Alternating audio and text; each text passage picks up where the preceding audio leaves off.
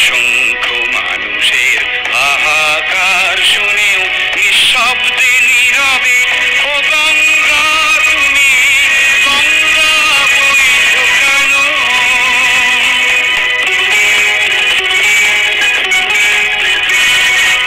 নৈতিকতার স্খলন দেখেও মানবতার পতন দেখেও নির্লজ্জ অলস ভাবে বইছো কেন?